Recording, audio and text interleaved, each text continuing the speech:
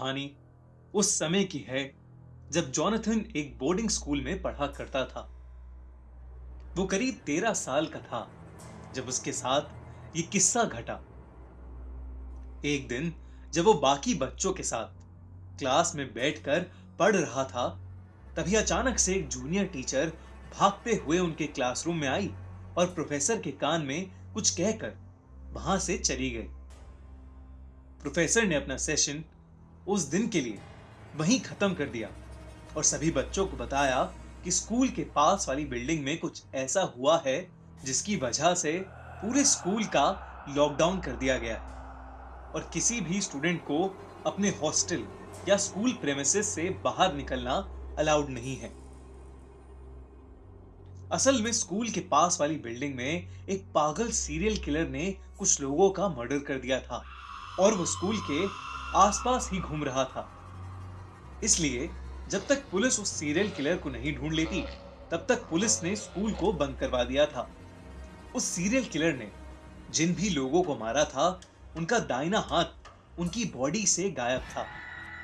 ये सारी बातें स्कूल के गार्ड ने एक सीनियर को बताई, जिसने पूरे स्कूल में इस बात का ढिंढोरा पीट दिया। ये बात जानकर स्कूल के सभी बच्चे बेहद डरे हुए थे। इन सब के बीच जॉनथन के साथ एक और अजीबोगरीब चीज हो रही थी। जब से ये स्कूल लॉकडाउन शुरू हुआ था, उसे रोज रात अचानक अपने हॉस्टल के बैकयार्ड से किसी आदमी के जोरों से चीखने की आवाज आती। ताज्जुब की बात यह थी कि आवाज उसके अलावा और कोई नहीं सुन पा रहा था। एक रात जब वो सो रहा था, उसे फिर से वही चीख सुनाई दी। इस बार वो हिम्मत करके हॉस्टल के बैकयार्ड में जा पहुंचा। उसने देखा कि बैकयार्ड की घास पर लाल खून पड़ा था। उसने उस खून को फॉलो किया तो उसे दिखा कि पीछे गार्ड के क्वार्टर के पास एक बड़ी सी बोरी पड़ी है, जिसमें से खून की बूंदें टपक रही हैं। ये देखकर जॉनथन अपने हॉस्टल वार्डन को ये सब बताने के लिए उसके रूम की तरफ जाने लगा, लेकिन तभी उसे ऐसा लगा जैसे उस बोरी में से कोई आवाज आई। वो पीछे मुड़ा और जो नजारा उसने देखा, उसे देख के वो सुन्न पड़ गया।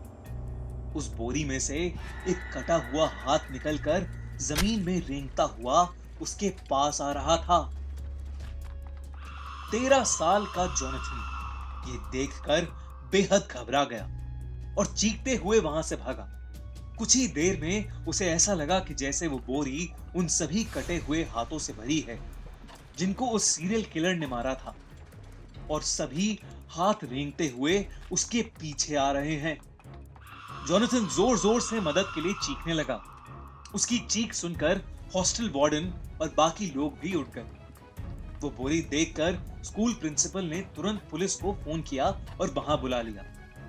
स्कूल टीचर्स सभी बच्चों को एक हॉल में ले गए और उन्हें अंदर से लॉक कर दिया। जॉनथन अब भी जोर जोर से रो रहा था। कुछ ही देर में पुलिस वहां पहुंच गई और उन्होंने उस सीरियल किलर को ढूंढ निकाला, जो स्कूल में ही एक क्लासरूम में छुपा हुआ था। जॉनथन ने उस रात जो महसूस किया, वो सच था या नहीं, ये तो नहीं कह सकते, लेकिन वो बोरी सच में उन्हीं सब लोगों के कटे हुए हाथों से भरी थी जिन्हें उस सीरियल किलर ने मारा था।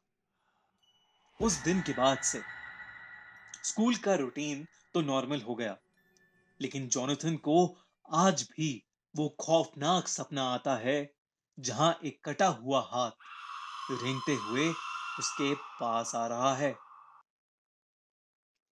अगर आपको एक